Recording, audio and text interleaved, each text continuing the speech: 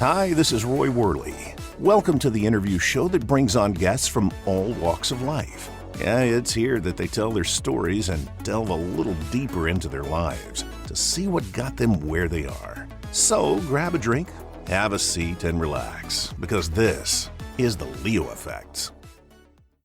When was the last time a short movie shook your emotions to the core? When was the last time a short movie caused you to rethink everything you stood for? When was the last time a short movie made you proud to be an American? When was the last time you felt the emotion to stand up and cheer after a short movie? The new short movie, I've Got Your Six, written and directed by Bill Foster, one of the industry's newest and fastest climbing directors, will answer all of those questions.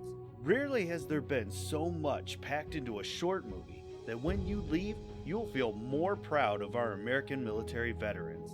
A movie that was cast only with American military veterans will have you on the edge of your seat, cheering for our veterans and what makes America great. I've Got Your Six will be hitting the film festival scene soon. Be prepared to drop what you're doing and go see this powerful movie when it comes to your area. Hello, ladies and gentlemen. Welcome back to the Leo Effects. Today I have with me a very, very special guest. I'm very excited to speak with him. I was very happy when he said he would come on the show. So please allow me to introduce to you Mr. Jamieson. How are you? I'm doing well. How are you doing? I'm doing well myself, especially now that I got you here. Now, for those who may be like, oh, I don't recognize that face or that voice, this is Jamieson Price. And I'm not going to sit here and list off the longest resume I've ever seen in my life. There's a few credits on IMDb now, yeah. just a couple. But I would like to ask you perhaps what you feel maybe some of your more predominant roles might be.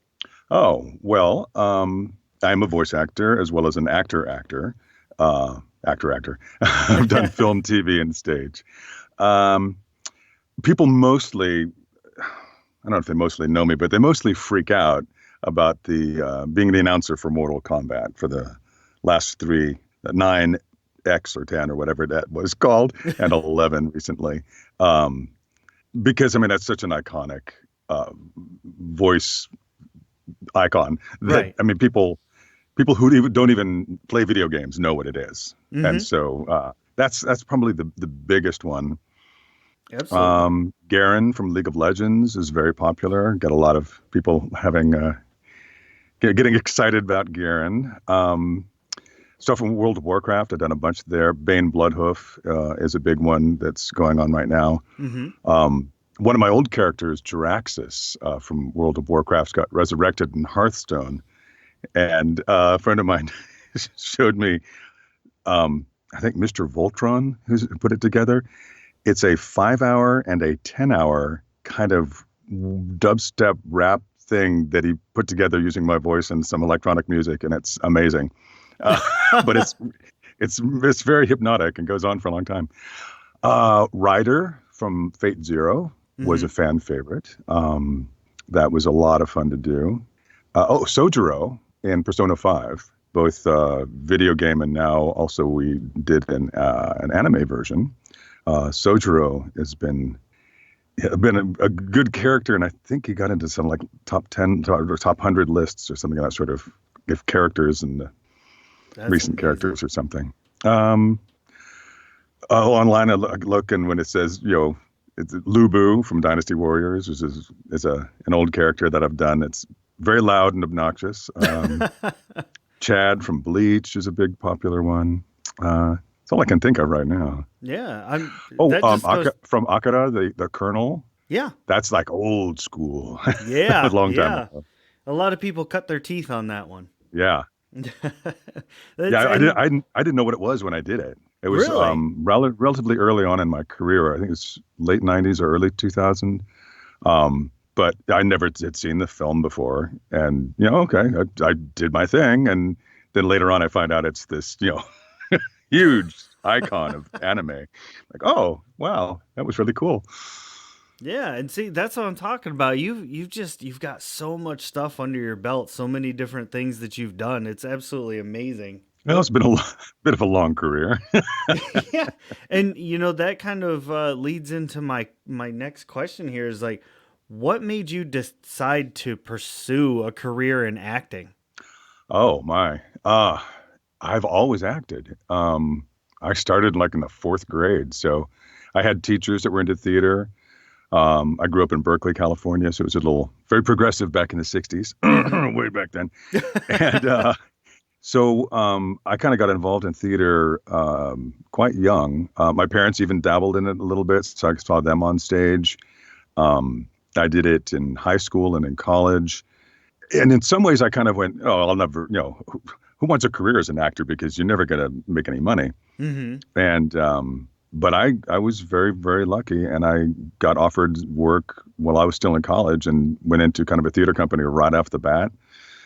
Worked regional theater for a while, outdoor drama, stuff like that. Went back and got my graduate degree here in Long Beach, and then right after getting through that, I was doing a play at the Long Beach Playhouse with Dorothy Fawn. I don't know if you know her, but she and the Tom Fawn are very active voice actors. And Dorothy was like, we're doing this, and you should probably try it. And then she got me in the studio, and the rest is history. Just kind of took off from there. That's beautiful.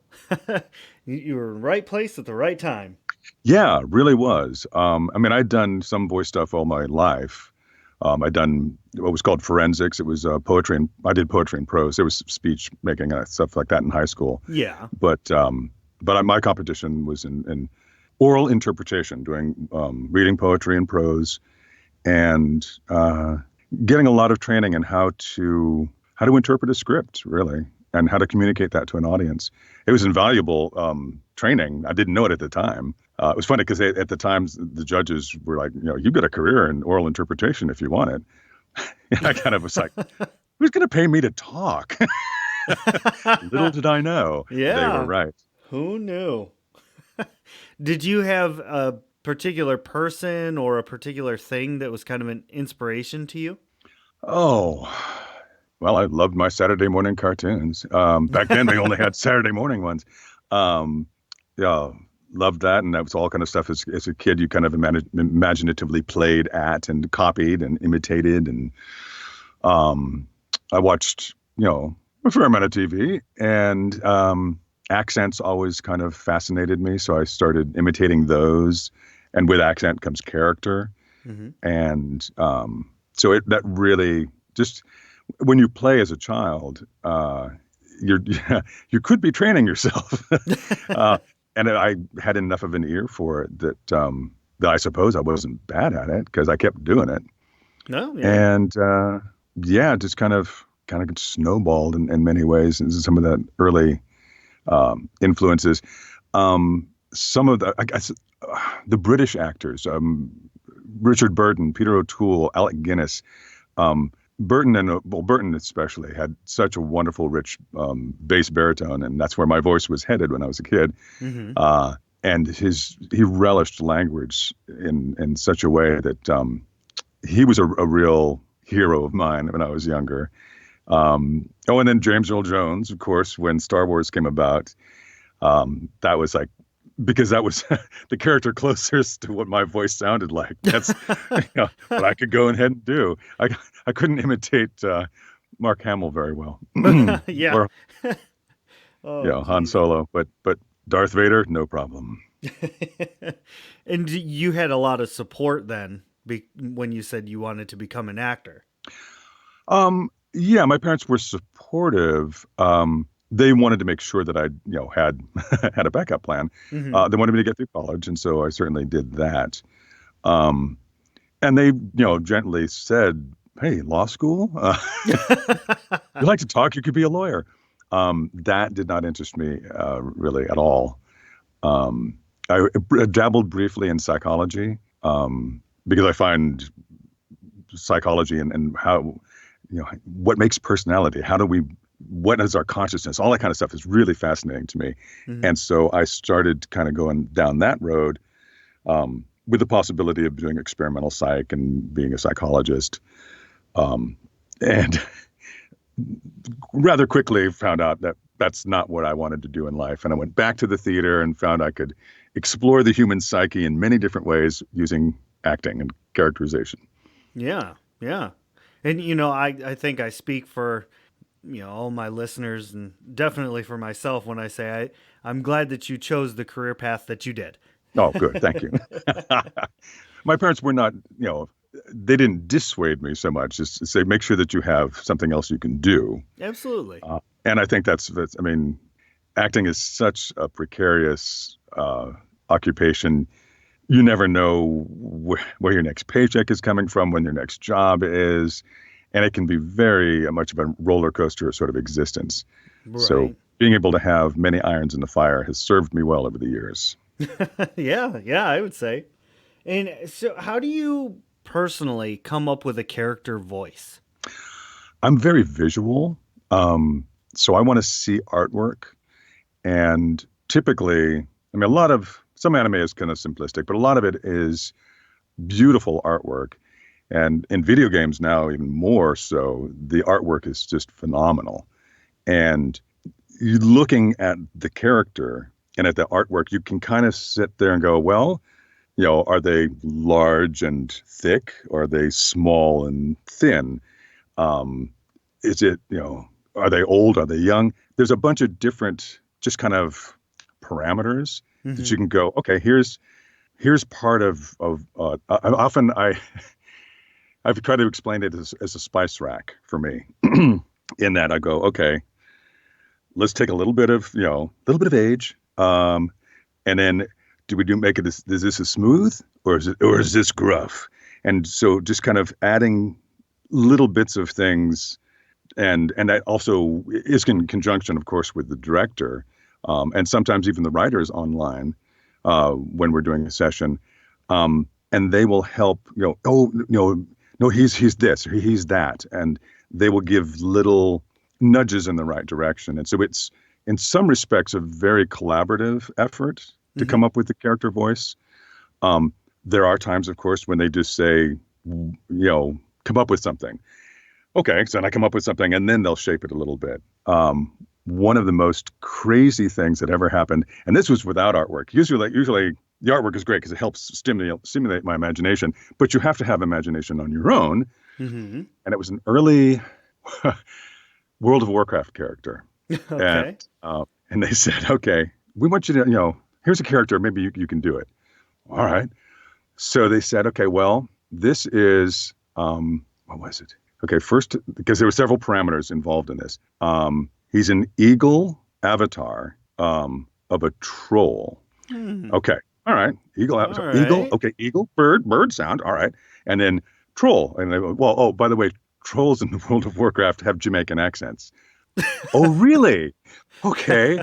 So now I'm going to do a bad Jamaican accent. Okay. And then I'm going to be an eagle. Feed me, brothers.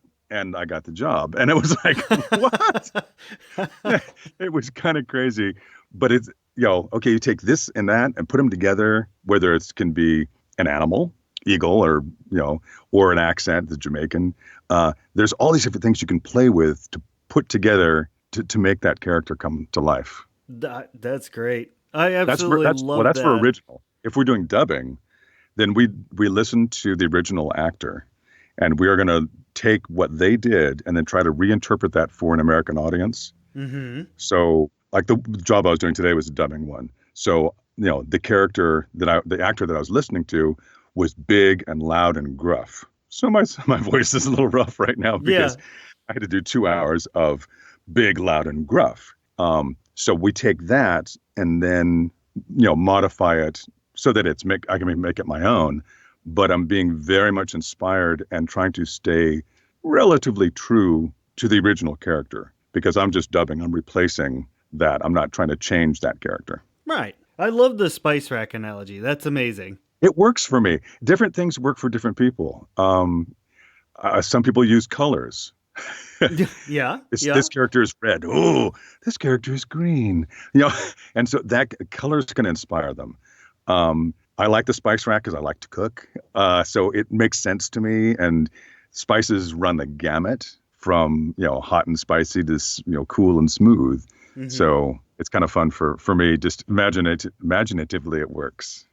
Yeah. Using your imagination, just like you like. There's a lot of imagination that goes on. We're in a booth by ourselves, hopefully watching something, but sometimes you're not. Sometimes you're just in there and you've got the artwork you look at. And if it's original stuff, they're like, you're creating everything. So you're creating the world and the person you're talking to and everything. Yeah. Just in your imagination, and having to hold on to that and then act. Right. Oh, by the way, you have to act too while you're imagining this whole yeah, thing. Yeah, just do everything. It's okay. It's a juggling process. Now, you have been in theater, live action movies, animation, video games. Is there one that you prefer to do over the others, or do you kind of like them all equally? Oh, they're all so different. I started in theater, so live theater has a real spot in my heart. There's such an amazing connection with an audience when you're doing live theater. It's performing without, it's tight wire without the net. It's because something goes wrong, you have to deal with it. There's no second take. There's no, oh, wait, stop. Let me do that again. So it's terrifying and exciting. But there is a real give and take, an exchange, a physical exchange with the audience that is unlike anything else. That being said, film is really interesting. I mean, it tends to be more of a director's medium, film and even TV, because you have the one eye of the camera. But within that, some wonderful stuff can happen. And I haven't done enough of it, so I'm still relatively uncomfortable, even at my advanced age, in front of the camera. You did a great job in The Patriot, though. Thank you. It was a lot of fun, but it's amazing how self-conscious you get when there's a camera on you. All of a sudden, it's like, oh, what am I doing with my hands? Oh, don't. And you have to not think about that. You think about what you're supposed to be doing. And I got there. But it often has been a challenge for me in trying to translate from the stage to that one eye of the camera. When I started doing more voiceover work, it was interesting because at the time during The Patriot, my daughter was quite young. So that was 99. So she was 4. And I was gone for a couple of months, and they change a lot at that time. And so it was kind of rough. And I was doing a lot of auditioning up in LA, yeah, wherein, you're driving an hour and a half in traffic, you're sitting around, for 5 minutes of auditioning, you're waiting for 45 minutes to an hour because there's lots of people. Then you're driving home in rush hour traffic. So I was spending a lot of time not at home. When my son was born in 2003, things were really kind of kicking off. A lot of the video game work was the memory storage had gotten cheaper and bigger, so they were able to do more cinematics and do more, have actors come in and do their work. And it paid the same. It was a day rate. I was like, wow, I'm going in for maybe 4 hours, but usually 2 and sometimes 1, and I'm getting paid for the day. And I can, instead of in on-camera work, they're like, okay, you have to be here on set at 5 a.m. You're going to go into hair and makeup, and then you're going to, and then you actually don't shoot till 4 o'clock. And anyway, it's a huge long day, 12 to 14 hours. And in voiceover, they go, when are you available? I'm like, 10 to 2. Okay. Then, to try to avoid the rush hour. And it's like, if I have to go outside of that, I do. But for the most part, the scheduling, they ask you when you want to be scheduled. And then if they can work around that, they will. And that's been a huge plus. And so I was able to, take my son to school in the morning and pick him up in the afternoon and be there for the afternoon soccer games and all the kind of fun stuff that, as a dad, you're supposed to be there for. Right. Absolutely. Yeah. So I guess, and the ultimate answer to that question is, I think voiceover, and partially as I've put into the 10,000 hours or whatever, so comfortable with a microphone. I know different microphones. I know how they work. I'm a technical person as well, so it's a I have an ease with it, and microphones just love what my voice does. It's it's Yeah. kind of fun that I mean I go into a studio and they put me on a Neumann U87 and throw a Avalon 737 channel strip on that thing. It comes out with this just rich butter warmth that I'm amazed when I listen to it. I'm like, wow, I sound like that. Well, no, but this helps make you there. Right. But you have to have some of the the raw material. Right. Right. There's a rumbling that I apparently I rumble microphones. So No, well, there you go. low frequency vibrations that happen in here. Rich buttery. Oh, what was it? Yeah, I mean, I've had cognac voice. I've had iron velvet, burnt butter, all kinds of stuff like that. And somebody tweeted, and it just made me laugh. And I've actually used it because we're now getting requests from studios about, what is your equipment? One of them even had a description of your voice. I'm like, well, it's been described as all those other things. And sexual chocolate. Oh my. Somebody tweeted that it was, something about the sexual chocolate that is my voice. And I was just it cracked me up. But it's like, okay, I'm going to use that. That's great. Oh, Sexual chocolate. yes. That's my new nickname. Oh. So keep it in mind, NDAs, of course. Do you have anything that's coming up that you are able to talk about? Oh, well, of course, Mortal Kombat 11 is out, so that I can talk about that a little bit. Death Stranding was a fun one to work on. Have a little part on that. I have not found myself yet, but I'm working on it. Okay. Last year, Metro Exodus came out. Colonel Miller, part of that. That was a lot of fun. Oh, I finally joined the Marvel universe in Marvel Ultimate Alliance 3, and I got to play Surtur, which is very cool. But stuff that you can, let's see, there's a bunch of stuff on Netflix. Netflix is doing amazing work with anime and all the dubbing that they do. Levius is out now, and I play Hugo in that. Seven Deadly Sins I've seen on there, and I'm Dreyfus. Altered Carbon Resleeved. That was very cool. I can't remember. I played a boss, a big evil guy. That's a lot of what I do. Or Gretzko. I'm the CEO in that. He's the boss, but he's not very threatening. Which is a great little cartoon. It is. It's a lot of fun and very, very interesting. I haven't seen too much of it, but things that are kind of speaking of podcasts, we're doing one. There's a Shakespeare podcast that I got involved with, I guess it's late last year. And we meet on Monday nights. Unfortunately, we're on hiatus due to the coronavirus quarantine. But our last one we did do on pandemics, just for fun, because it was like it was coming, and we're like, okay, let's do this on pandemics. But most of it is we're actually reading a play, so we're doing Hamlet. Oh, okay. And there are several different voice actors involved, as well as some other people. But it's kind of run by Colin Cox, who is the head of Will and Company. It's a Shakespeare company here in L.A. That actually I did Midsummer Night's Dream with 20 years ago. So we got reconnected. I thought I knew. I've taught Shakespeare. I thought I knew. I don't know anything about Shakespeare. He is this Wikipedia encyclopedia. It is amazing what he knows. And he gives us, everything from the social context, the political context, the meanings of different words that we're like, really?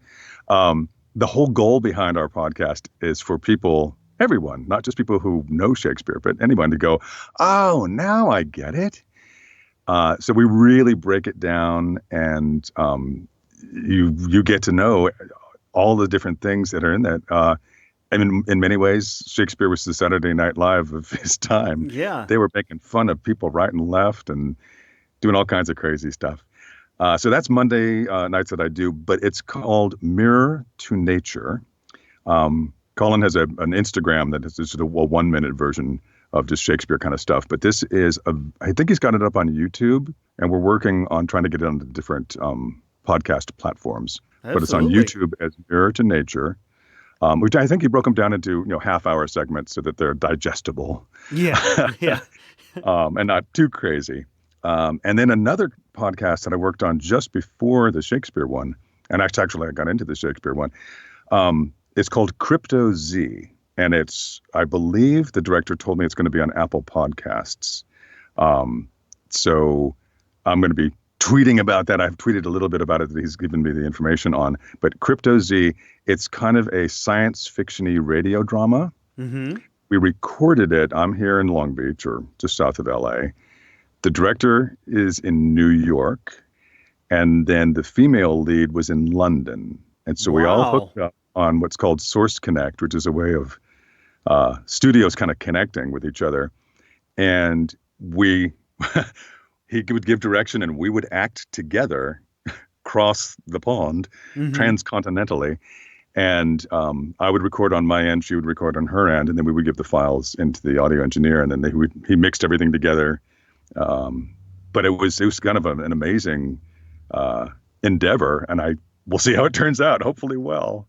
That's wild. Yeah, it's just really crazy. But it was a precursor to how we're all working now, because it was all done remotely. Right. And now, like you said, that's how everybody's working nowadays. Yeah, no, everybody's had to upgrade a little bit, and now we're connecting remotely with studios, and I was dubbing to picture today. Mm-hmm. It's odd because we're very careful about matching the sync of the flaps of the mouths, right, and trying to be spot on. I can't, because it's all being like the video's going through Skype. I mean, there's a lag. Right. So yeah. I can see it and I will do my job, but it doesn't look to me like I'm doing my job properly. But the engineer on the other end goes, nope, you're good. Or let me just move this over. Oh yeah, they're fine. Oh, or no, go a little bit longer. So they'll give some direction, but to me, it never looks like I've lined it up properly, which is so frustrating. I can imagine. But we have to trust, and we do. And if they want it better, they'll ask for it if it's not on properly. Yeah. What advice would you give to somebody who's just starting out as an actor or even a voice actor? Well, acting classes. You gotta put in the time, and the time is in working your imagination, working your body, working your interaction and connection with other people. That's really tough right now. Voice-wise, there are a number of people offering classes online. Crispin Freeman, a friend of mine, has got some wonderful classes at voiceactingmastery.com. Steve Bloom also has some wonderful stuff going on in his Bloom studio. I don't know, I have the address memorized. But Steve's a fantastic actor and has some great resources, and he does online classes. So there's ways that you can do some studying while we're all quarantined. Right. But once we're all let back out into the world again, taking classes, doing shows, there's lots of community theater out there and things that you can do. It's hard to do, there's no community voice really. There's a few things that people do where they'll do like radio dramas and things of that where you can work on a microphone. Although, between a computer and a microphone, even a USB microphone, some of those are good enough now that you can do a lot of practicing on your own at home. Mm-hmm. And you can, whether it's if you want to do commercial stuff, then it's watching commercials, listening to those voices, writing down the copy, the words, and practicing. Or you can take stuff out of magazines. That's an old trick that we used to do in practicing copy. And you kind of got to do it every day, or as much as possible. I don't do it every day, but more often than not, more days than not during the week, I do warm-ups. A lot of them are singing warm-ups, because that's great stuff for your voice and to keep your voice supple and powerful and ready to work. Tongue twisters, because that's, we have to say crazy things sometimes. Mm-hmm. And you have to say it quickly, fit it into those flaps. So there's stuff there that we're like, oh, you want me to say what? And there would be times when the words are so, they don't line up well, or there's too many L's going into R's or something weird that your tongue trips over them. So you have to be able to get past that. But yeah, classes, you really have to come to LA or New York, I think, to really work as an actor. I mean, yeah, you can do some work in Texas. Funimation's out of Texas, and there's a lot of voice actors working there. There are actors working all over the country in regional theater, but a lot of those theaters still come to LA or New York to get the actors. Yeah. And even the voice actors. I mean, they come and ask the LA crowd and the New York crowd. Mm-hmm. There you go. Yeah. Well, that's some fantastic advice. Would you like to take a minute and let the listeners know what kind of social medias they should go looking for you? Oh, yeah, sure. I'm on Twitter as at Jamieson Price. And it's JAMIESON Price, PRICE. I don't tweet a whole lot. I'm trying to get better about that and doing stuff. But I'm old. I have a sense of privacy. People tweet about the most crazy things. So anyway, Twitter at Jamieson Price, Instagram, again, Jamieson Price, Facebook. I have a Jamieson Price public page that fans can like, and I try to post things there. Though again, Facebook has kind of faded away a little bit, somewhat. Yeah, somewhat. It's not as popular. Everybody's gone to Instagram. I'm like, it's still owned by Facebook. It's the same people. You're telling the secrets. Oh, no. Yeah. And then I do have a website, JamiesonKPrice.com. There are demos up there, and that's something I need to do in my quarantine is redo my demos. They're 10 years old, and I don't have things on there that I should, like Mortal Kombat. So yeah, JamiesonKPrice.com. Those are my social media contacts. Fantastic. Well, sir, I just want to say thank you so much for coming on the show today. It's been an absolute blast speaking and picking your brain and learning a little bit about you. You are very welcome, Ray. Thanks for the invite. Absolutely. And thank you to all the listeners who tuned in to check it out. Make sure to go to the different socials and do the clicks, the likes, the bells and whistles, all that good stuff, and follow along. And until next time. I do try to reply, so. There you go. Until next time, we'll see you all later. Oh, now that was an awesome interview. Thanks so much for listening. You all are so great. And don't forget to head to Facebook, Insta, and Twitter and follow The Leo Effects. If you want to hear some comedy and ridiculous voices, check out Shattered Dungeons on YouTube and all other places podcasts can be heard. And you'll hear me voicing crazy characters, usually pretty terribly. So thank you so much. You all are the absolute best. And we will see you all on the next episode.